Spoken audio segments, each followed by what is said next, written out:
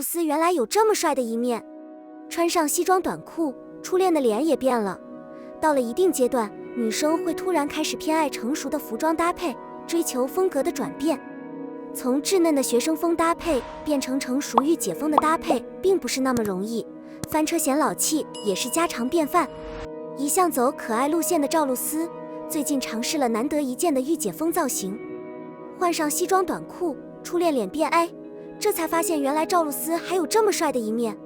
见惯了各种甜美装扮的赵露思，这次换上了标准的黑色西装外套和西装短裤，着实吸睛。她的造型转型还是比较成功的，因为她并没有用太大的力气，而是巧妙地选择了一套极简的西装，再加上浓淡的妆容，让她的气场大大提升。赵露思原来有这么帅的一面。穿上西装短裤，初恋的脸也变了。在职场风单品的选择上，其实还是选择比较基础的款式比较好，而不是去尝试各种改良的款式。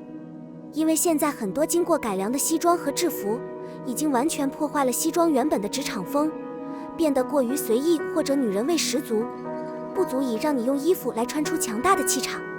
赵露思这次活动巧妙地选择了最流行的黑色西装，搭配短裤和细高跟凉鞋，秀出一双大长腿，造型有足够的亮点，又不会太随意。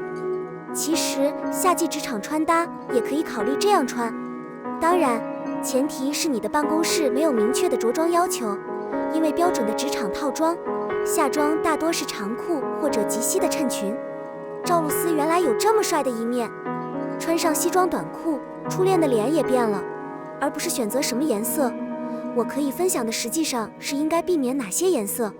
粉色、蓝色、黄色等浅色系大多偏向于温柔，甚至有少女感，很难穿出强烈的气场。但这并不是说一定要选择深色系，像白色一样也能穿出御姐气场。总之，避开各种糖果色的浅色系就好了。赵露思这一身红裙让她气场飙升不少。服装版型虽然有点类似宫廷风的泡泡袖版型，但是因为大面积的正红色显得过于高调，没有公主风，反而有浓浓的御姐气场。要知道正红也叫女王红，不怕造型太高调的可以试试穿。赵露思原来有这么帅的一面。穿上西装短裤，初恋的脸也变了。杨洋出演的电视剧都好看，难怪小哥哥这么受欢迎。官宣杨洋将饰演夜华，第一感觉就是年龄挺合适的，就等电影吧。至少2位演员的颜值都在线。那时我感觉自己经历了一场灾难。发之前有很多反抄袭文章，可能是我之前没注意，我一时间有点懵，然后看到网上的羊毛们注意反抄袭，笑死我了。然后看到还没播就豆瓣负分了。上映首日高曝光度的偷拍视频和图片，看不懂 3D 电影偷有什么用，全是模糊的。晚上下班后就赶着去看，第一次看懂结局有点吃力，因为剧情很快，很多片段都少了太多。但是我觉得视觉效果很好，演员的颜值真的可以在大荧幕上 hold 住。然后就喜欢杨洋第2部的哭戏，能感受到他的隐忍。喜欢里面的剧情改编，是夜华告诉白浅他们的过去，而不是被发现。我觉得男人还是要有责任感，不哭不骗爱人，这符合我的爱情观。然后最后墨渊复活了，我很感动。3生3世完结，在之前的小说里，一想到墨渊向白浅求婚，我就很难过。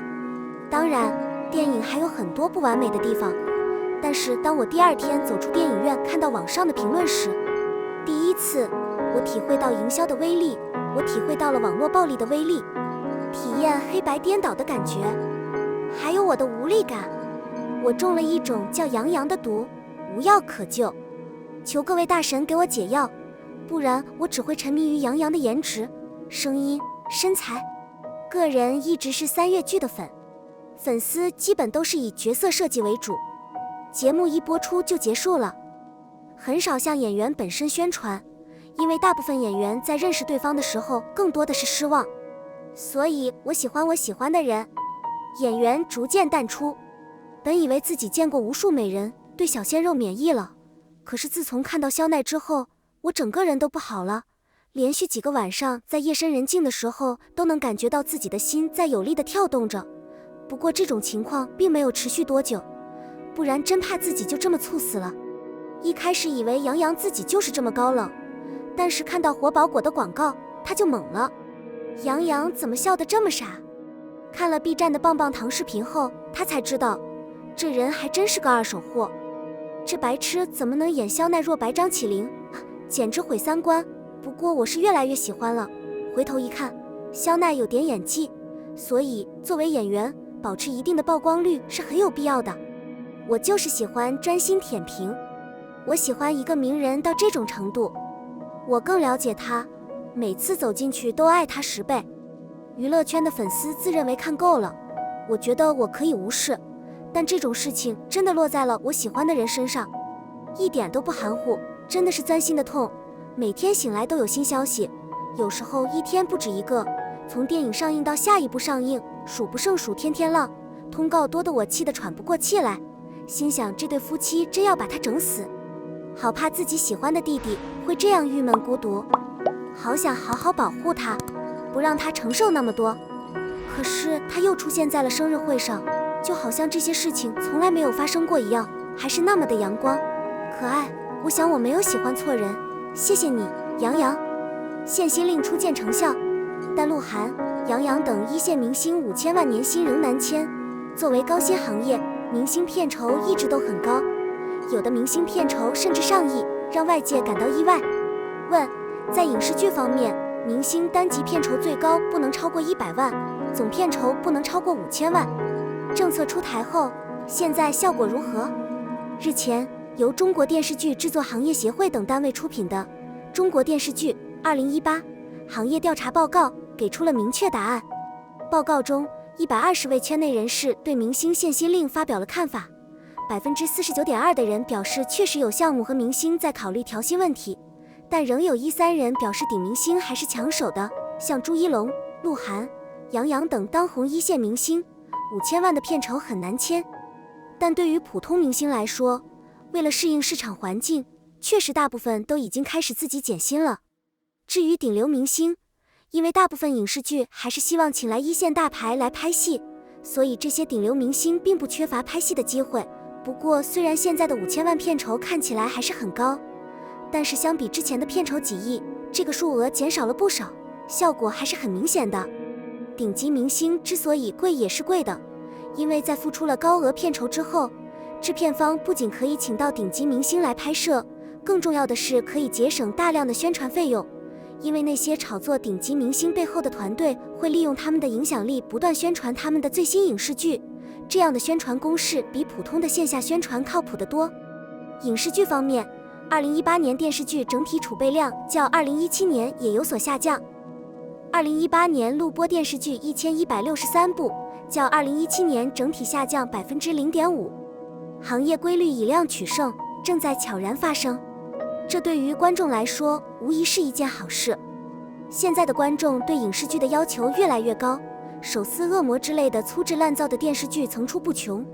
但是在各方的努力下，现在这种情况正在改变，比如大江大河都挺好等等，高质量的作品越来越受到观众的喜爱。如今，人们看电视剧的方式也在发生着变化。从在各大地方卫视看电视剧，越来越多的人选择在主流视频网站上看电视剧。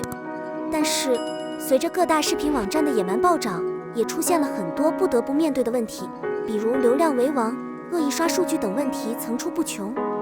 对此，各大视频网站也相继取消了视频前端播放量等数据，以话题评论数来衡量一部影视剧的好坏。